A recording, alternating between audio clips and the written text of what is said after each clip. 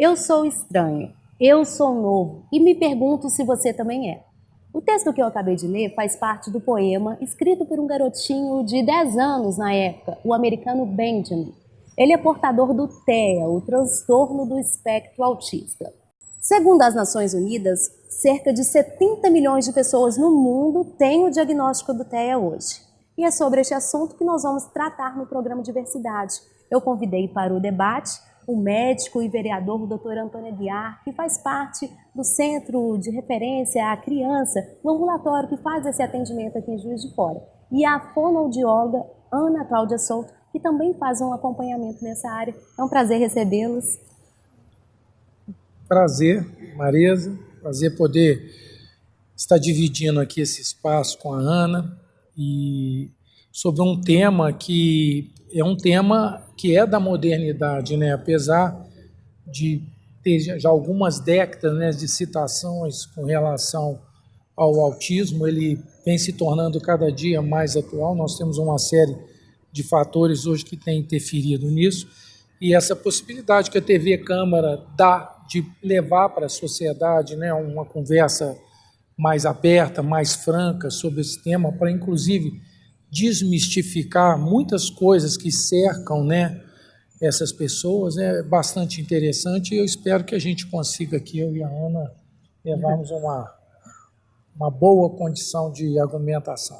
É bacana. Eu também gostaria de agradecer a oportunidade e poder estar contribuindo, como o doutor Antônio falou, na divulgação de informações para ajudar a quebrar os preconceitos e também os estereótipos que tem em volta do autismo, para que as pessoas tenham mais acesso às informações e principalmente ajudar nesse processo de detecção precoce dos casos. A gente vê com muita frequência o quanto esse diagnóstico é demorado, o quanto às vezes ele é equivocado, e para quando ele ocorre com mais antecedência, quanto mais precoce, a gente sabe o quanto isso agrega em termos de qualidade de vida dessas crianças. Então, é muito bacana isso, e a gente colocou aqui no princípio um texto do poema porque o garotinho dizia que ele era diferente.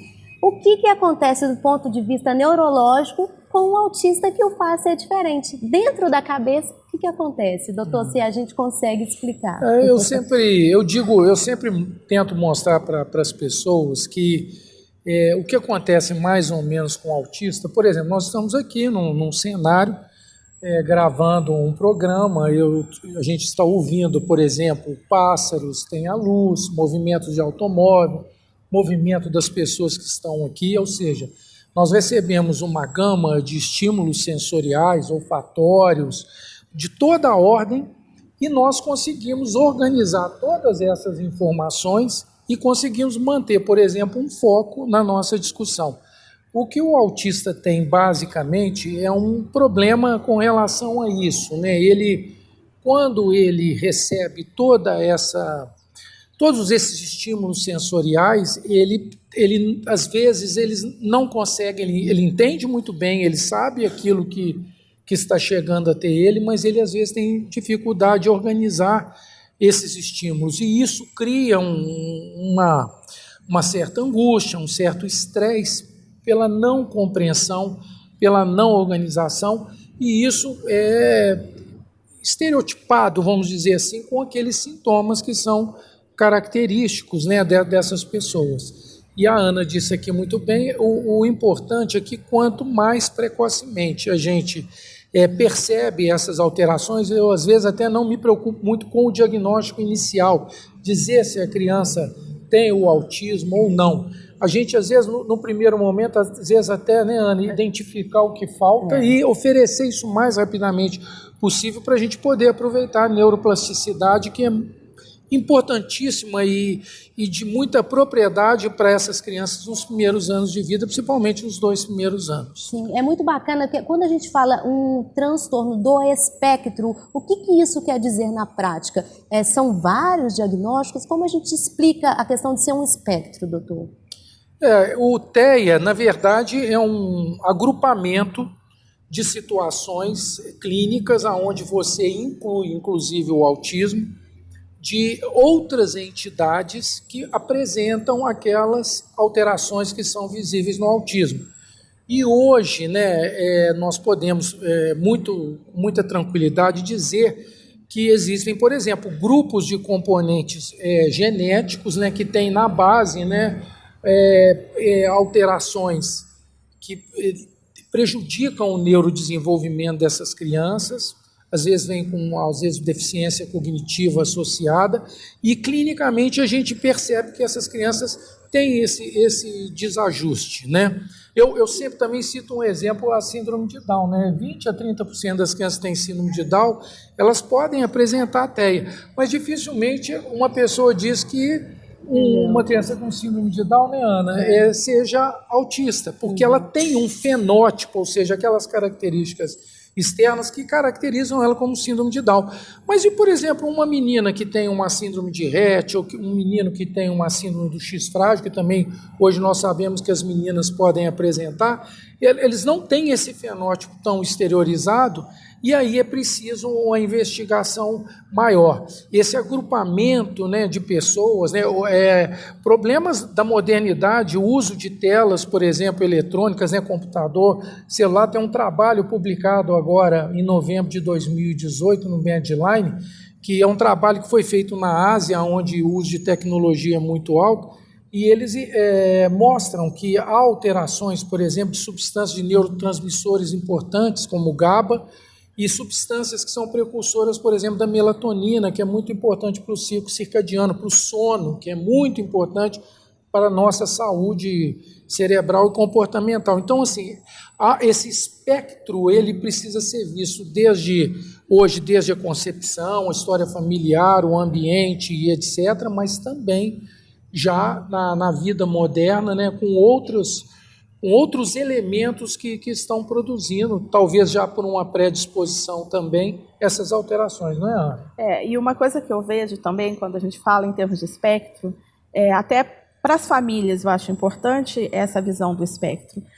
Às vezes chega no consultório famílias que acham, meu filho não é autista, porque a visão que as pessoas têm de maneira geral do autismo é aquela visão estereotipada da criança que se isola, tem seu mundo, comportamentos repetitivos, estereotipados. Mas dentro desse espectro existe uma série de outros fatores e comportamentos que têm que ser notados, né? Quando a gente fala em espectro, é importante para a família saber que aquela criança que tem alteração em qualquer nível em termos de desenvolvimento de linguagem e comunicação, que tenha comportamentos peculiares e algum nível de falha de interação social, ela entra dentro desse espectro e tem que ser registrado, né? Mesmo que leve. Então, aquela criança que às vezes a mãe fala, ele é esquisito, ele é diferente, mas ele não é autista, né? Então, quebrar esse preconceito. Hoje, dentro dos critérios diagnósticos, uma criança que se encaixa, que tem um atraso de qualquer ordem, né, em termos de desenvolvimento de comunicação, de comportamento social e de comportamentos peculiares, ela entra dentro desse espectro. Então, os casos de autismo leve, que antigamente tinham pessoas que tinham o diagnóstico de síndrome de Asperger, autismo de alto funcionamento, eles continuam dentro desse espectro. Então, é importante saber as variações e os graus, mas não minimizar, porque a maneira de se conduzir e de se abordar o tratamento com uma criança que tem uma falha nesses aspectos é diferente daquela criança que a mãe acha que é só esquisita, ou ela é só restritiva, ou ela é só tímida. Sim. Então é importante, ao mesmo tempo que combater o preconceito, saber com o que está lidando, porque a maneira e as abordagens fazem muita diferença Sim. em termos de rendimento. Eu sei isso na prática. Eu tenho um garotinho de 2 anos que tem o diagnóstico e veio por meio de um atraso na comunicação verbal. Né? Uhum. Que é até um ponto que eu queria tratar com você. Como é que se dá essa questão da ligação do TEA com um atraso na linguagem verbal? A gente consegue explicar por que acontece isso? Então, como o doutor Antônio falou, as informações chegam para essa criança e por um fator ainda desconhecido, isso é desorganizado na sua maneira de percepção. É sempre marcado, a grande maioria das crianças, a primeira coisa que a mãe busca e nota tipo, ele está demorando para falar, né? Essa fala não é simplesmente... A mãe fala, ele não fala. Aí, quando chega até o consultório, a gente tenta mostrar para a mãe Nós que trabalhamos nisso, a gente tem um olho clínico, né? Uhum. Meu marido às vezes até brinca, fala assim, você não vai ficar fazendo diagnóstico olhando o filho dos outros, mas a gente desenvolve um olhar clínico. Porque muitas vezes não é só o falar, é a falha na comunicação, no desejo e na interiorização daquilo. Então, a criança às vezes não fala devido a essa desorganização. Mas se ele só não fala, mas ele tem entendimento, compreensão, ele executa tudo, você fala para a criança, cadê o sapato da mamãe? Cadê minha bolsa? Onde está a sua mamadeira? A criança compreende e já executa. Ela pode sim ter só um atraso de fala, né? Está demorando para falar, mas quando existe algo além disso, essa criança também não compreende, não executa ordens, tem um nível de frustração muito acima do que é proporcional aos fatos. Às vezes a criança está brincando, empilha 2 objetos, aquele objeto cai, aquilo já desenvolve uma birra, um choro desproporcional. Então são vários fatores que eu acho que é importante as pessoas terem acesso a essas informações. Não é só o não falar. Ela também ter dificuldade de executar as ações, de compreender o que é solicitado, do que nessa interação, esse processo às vezes todo está falho, né? Mas é a primeira coisa que chama atenção. Às vezes a criança está com 2 anos, 2 anos e meio e ela ainda não fala. Mas isso vem de uma desorganização num âmbito muito maior. Sim. Doutor, e como que é feito o diagnóstico? Existe um exame hoje que consegue detectar o TEA? Bom, não existe um exame específico para diagnóstico do TEA. O que nós entendemos que deva ser feito, e a gente tem que repensar isso, até dentro do próprio sistema de saúde, que obriga, às vezes, o profissional a trabalhar numa velocidade acima daquela que se preconiza ali para aquele atendimento, é que você tenha protocolos para que você possa fazer essa avaliação. Nós trabalhamos especificamente com DSM-5, que é um guia de saúde mental, onde o TEA está muito estabelecido ali, e a partir dali a gente pode até chegar a uma hipótese diagnóstica de que aquela criança tenha realmente o autismo, ou a gente pode identificar falhas no seu neurodesenvolvimento e já estabelecer um tratamento inicial, uma estimulação. Porque o que tem que ficar claro aqui para a família, e que a gente percebe isso principalmente nas primeiras consultas, é a necessidade do diagnóstico. E eu tento mostrar para eles que isso é o menos importante naquele momento. O mais importante naquele primeiro momento é a gente ver a integralidade no neurodesenvolvimento dessa criança, poder dizer para essa família se ela tem alguma coisa adicional ou não. Quando nós temos um comprometimento que é mais acentuado, é obrigatório que a gente faça outros tipos de avaliação. Por exemplo, avaliação visual. Existe uma doença da visão chamada síndrome de Irlen, que é muito pouco pensada, e que crianças que têm dificuldade de lidar com alguns tons de cores. E isso traz um desajuste tremendo no neurodesenvolvimento, e essas crianças vão apresentar todos os tipos de dificuldade de interação e naquela parte principal que é o desenvolvimento deles. A questão auditiva, que é muito importante, o diagnóstico também, você tem que ver a história familiar dessa família, não é só aplicação de um teste, começa com uma anamnese.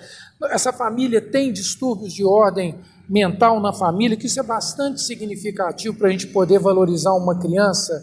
Essa família, essa mãe, principalmente essa mãe, ela usa drogas lícitas, por exemplo. A gente sabe que o ácido valproico ele é uma droga que é usada em convulsão e como estabilizador de humor na psiquiatria, mas ele pode atrapalhar a gestação dessa criança. O uso de drogas ilícitas, como o álcool, o próprio fumo, né, e maconha, cocaína, todas as outras drogas.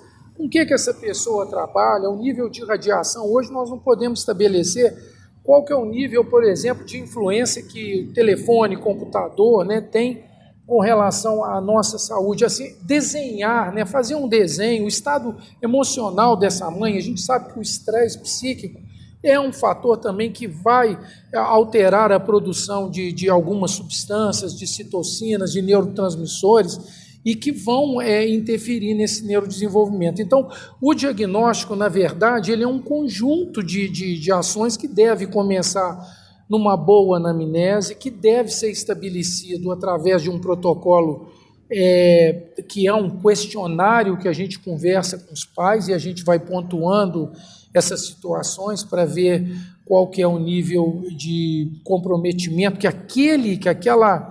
aquela entrevista nos passa, olhar o entorno dessa criança, olhar bem essa criança, examinar. É preciso botar a mão nessa criança. Uma criança, por exemplo, que tem uma neurofibromatose, que ela está vestidinha, você, se só conversar, você não vê, mas ao examinar, você vê que essa criança tem uma neurofibromatose, e a neurofibromatose é uma doença que tem uma alteração monogênica, então, portanto, é uma doença de cunho genético, e a importância, além de você estabelecer uma base para aquele TEA, é você saber que a neurofibromatose, por exemplo, é uma doença que ela cursa com muita malignidade, muito câncer maligno. Então, você imagina eu ter uma criança com neurofibromatose que eu estou estimulando, fazendo tudo direitinho, e essa criança não evolui bem, vem apresentando sintomas de piora, eu tenho que fazer investigações, por exemplo, de imagem do sistema nervoso central, porque ela pode estar desenvolvendo um tumor cerebral. Nós temos casos, né, o que a gente está dizendo aqui são casos já vivenciados. Então, eu acho assim, é um conjunto, eu acho que a gente tem que trabalhar em conjunto, né? Isso não é também, o diagnóstico não é um apanágio de um único profissional, não é só do médico. Nós lá trabalhamos com fisioterapeuta, com neuropsicopedagoga, trabalhamos com fono, trabalhamos com outros profissionais para que a gente possa, inclusive, dividir também, na grande maioria dos momentos, a responsabilidade desse diagnóstico. Que é um pouco do trabalho da fundação, né, que você Isso. trabalha, né, Ana? Ela trabalha numa fundação onde tem uma equipe multidisciplinar que oferece esse acompanhamento, né? Normalmente, a criança já passou por um neuro ou um psiquiatra infantil e ele faz esse encaminhamento para uma equipe multidisciplinar.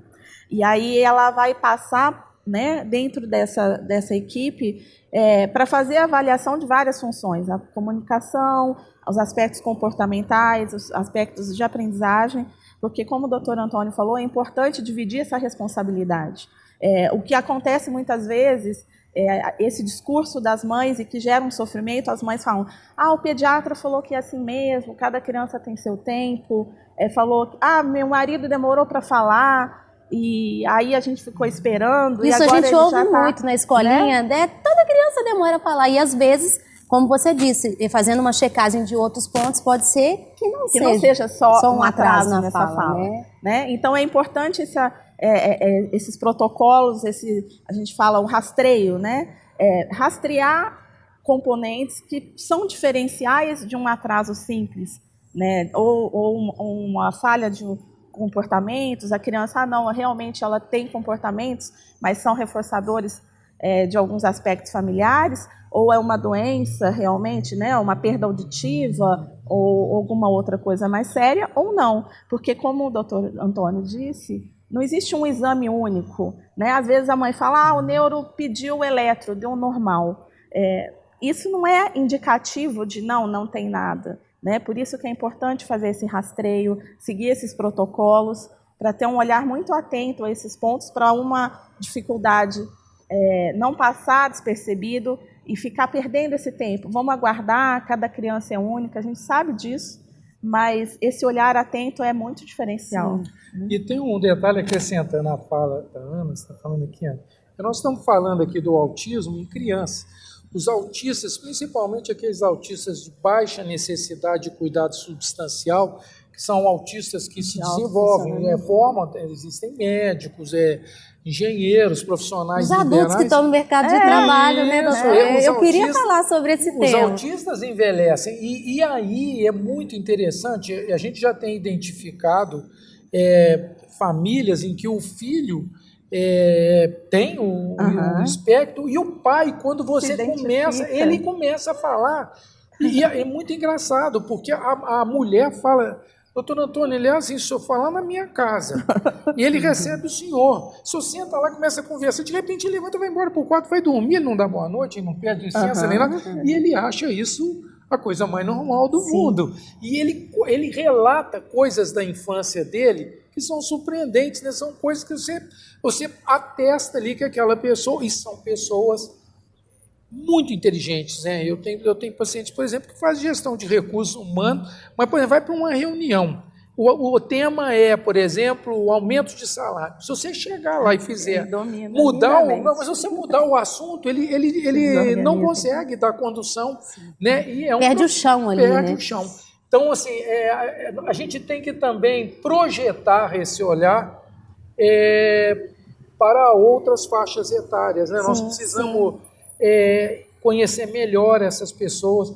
E tem histórias, tem uma história de uma pessoa que nasceu uma criança e é neto de um senhor.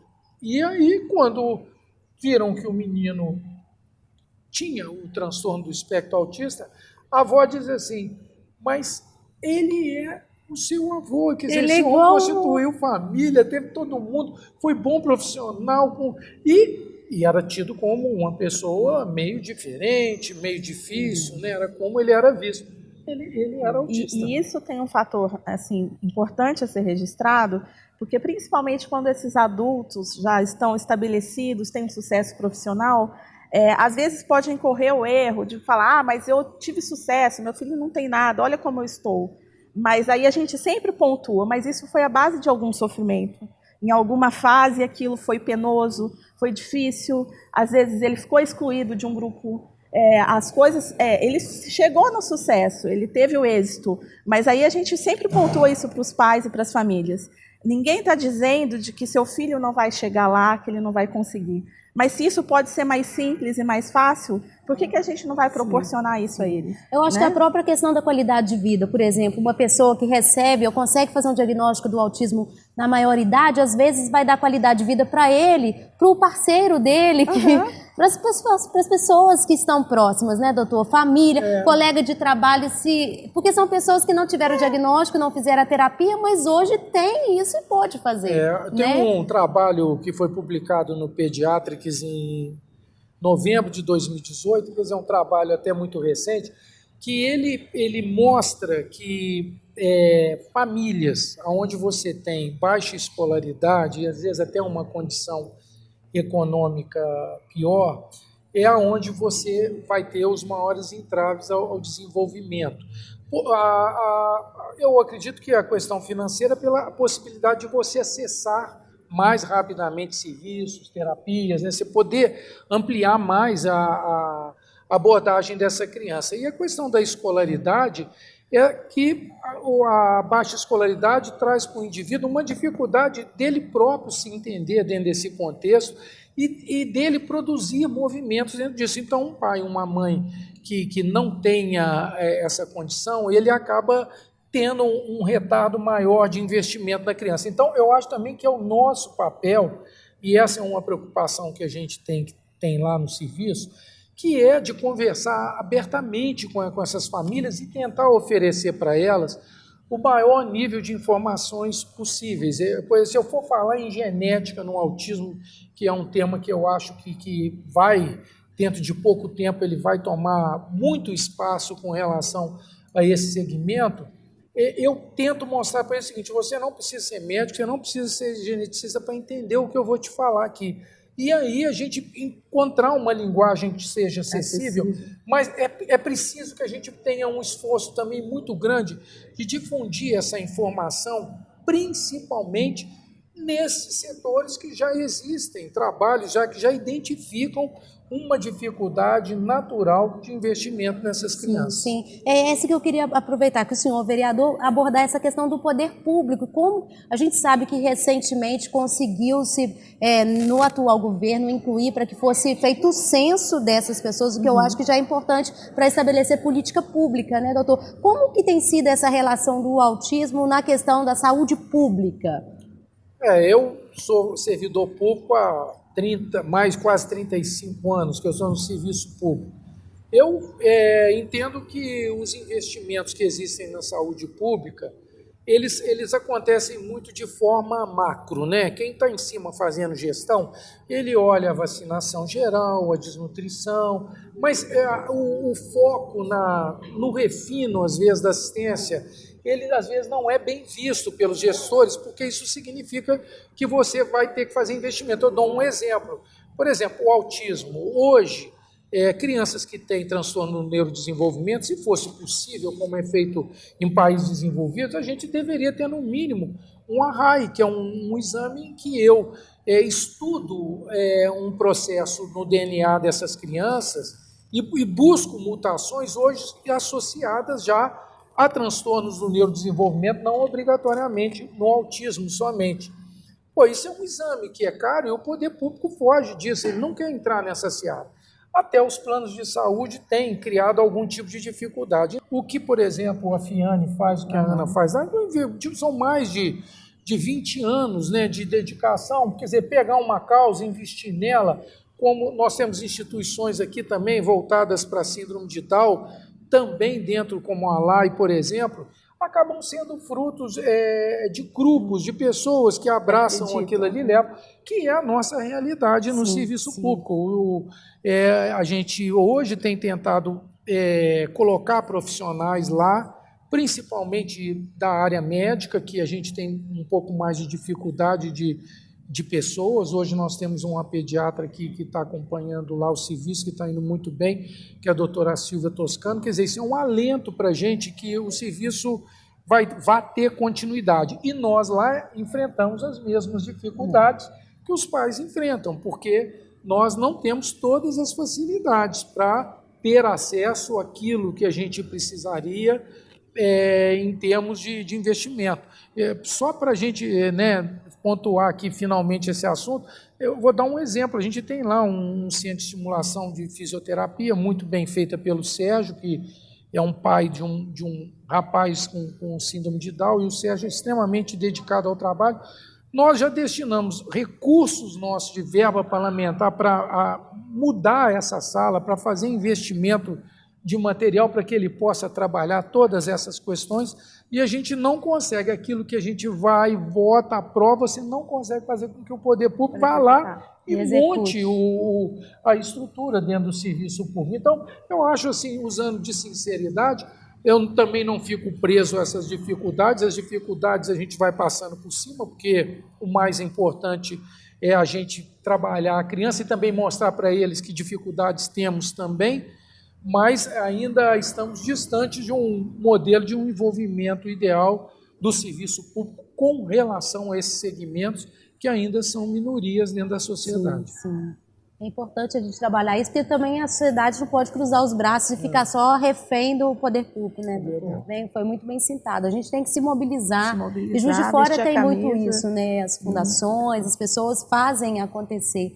Isso tem feito uma diferença muito grande, né? Os pais têm se organizado, as famílias. Recentemente nós tivemos um movimento muito forte dos pais aqui com relação à bidocência, e eles conseguiram, aquilo foi uma conquista de luta de classe, que a gente não consegue entender como que um gestor público de educação consegue ter a frieza... Não consegue ter aquele olhar, de passar uma régua e delimitar quem pode e quem não pode, e ignorando, inclusive, a avaliação de pessoas que trabalham diuturnamente com aquelas pessoas em um quantitativo até muito maior do que as próprias escolas recebem, né? São críticas construtivas. Nós estamos fazendo aqui crítica construtiva, mas a gente tem que falar. O espaço é para isso, para a gente dialogar e debater, né, doutor? Trazer o assunto para além da superfície, né? Porque eu acho que é isso que faz a gente que está em casa, a gente tem alguém na família ou não com aquela causa, mas a gente se envolver mais, que é preciso que todo mundo se envolva, né? Com certeza. Como é que faz essa inserção, esse trabalho multidisciplinar? A gente pode dizer hoje que por meio desse trabalho o autista tem uma vida normal ou quem está com o diagnóstico do TEA? Então, a gente sabe que dentro das abordagens multidisciplinares, né, como a gente tem que pensar, às vezes até por recursos financeiros, a gente acaba que prioriza algumas áreas. Então, por isso a gente faz um perfil individualizado dessa criança e prioriza áreas que precisam de mais investimento em determinado momento, e aquilo vai variando, né? Então, uma criança que chega e ainda não comunica, tem uma dificuldade de compreensão, provavelmente ela vai iniciar o trabalho com a fono, com uma estimulação cognitiva, ou se não, às vezes a alteração sensorial dessa criança é numa ordem que atrapalha todo o funcionamento dela, até para ela estar exercendo o trabalho, o vínculo terapêutico, ela também pode ir para a TO. Então, assim, isso tudo é baseado num perfil individualizado de cada criança. Cada criança vai ter a sua maior demanda num estágio, e isso não é estático, não é para sempre. Daqui a pouco a gente pode ver que a demanda, em termos da fonoaudiologia, diminuiu, mas a parte psicopedagógica precisa de um maior investimento. Mas a gente sabe que com um trabalho multidisciplinar, com um investimento tanto familiar quanto terapêutico, a gente tem crianças com belíssimos desenvolvimentos, com uma vida plena e feliz, inseridos na sociedade, conseguindo ter uma vida social, escolar, familiar, saudável. Né? Então, a gente acredita muito que a reabilitação é possível, a inserção no contexto social é totalmente viável, e a gente tem que estar investindo mesmo nesse complexo, na terapia multidisciplinar, para estar dando base aonde, naquele momento, está sendo importante fazer essa estimulação. Né? E por isso que é importante ter esse perfil individualizado de cada criança. Não é porque para aquela criança é importante, para o outro vai ser. Né? É importante fazer essa leitura individualizada. Gente, obrigada pelo debate, foi ótimo, né, a gente poder falar desse tema, né, doutor? É um tema que o senhor já está na causa já há algum tempo, mas a gente precisa de mais tempo para explicar como acontece. Eu queria também agradecer mais uma vez a oportunidade de estar aqui também com a Ana, poder dividir, que eu sei que a FIANE é uma instituição da maior credibilidade, do maior respeito por todos nós que estamos trabalhando nesse segmento, mas é importante que essas famílias saibam que essas crianças elas têm possibilidades, e essas possibilidades dependem, em primeiríssimo lugar, da família, da vontade deles quererem transformar a vida dos filhos. Subsequentemente, depende de nós, da sociedade, do poder. E é preciso saber que o nosso cérebro, nos primeiros anos, ele sofre transformações que são maravilhosas, são assim, é fantástico a gente entender o que acontece com a gente, mas esse processo ele vai ao longo da vida. Existem necrópsias feitas em idosos com 97 anos que você vê neurônio nascendo, a neurogênese acompanha a gente até o final da vida.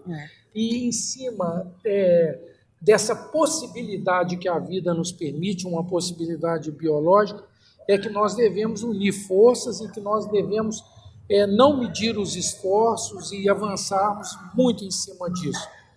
O conhecimento científico, nós estávamos conversando, eu e a Ana, aqui antes de começar o programa, o quanto que cada criança dessa coloca a gente no espaço, né, que é um mundo totalmente diferente. Raramente nós conseguimos ter um padrão, assim, essa é igual àquela, cada uma delas é um desafio, mas é possível superar, é possível vencer, e a alegria da criança pelas mínimas conquistas deve ser comemorado por nós, pelos profissionais, pela família, como grandes conquistas, porque são essas pequenas conquistas que, somadas, elas vão produzir um grande ganho na vida dessas pessoas. É isso que tem feito a diferença na humanidade, tem feito a gente crescer, né, doutor? Quando a gente se envolve com as causas das minorias, das diversidades, que é a proposta desse programa, e eu acho que a gente ali, imerso naquele universo, a gente transforma onde a gente vive e assim vai passando, né? Também gostaria de agradecer a oportunidade de estar dividindo com vocês a nossa experiência. Como diz o doutor Antônio, o conhecimento é para ser dividido, para ele chegar a todo mundo, para a gente quebrar mesmo esses preconceitos, aumentar o nível de conhecimento, para a gente conseguir cada vez mais facilitar a vida dessas crianças, desses adultos, das pessoas que passam por isso e que muitas vezes não têm acesso a essa informação. Obrigada. Obrigada.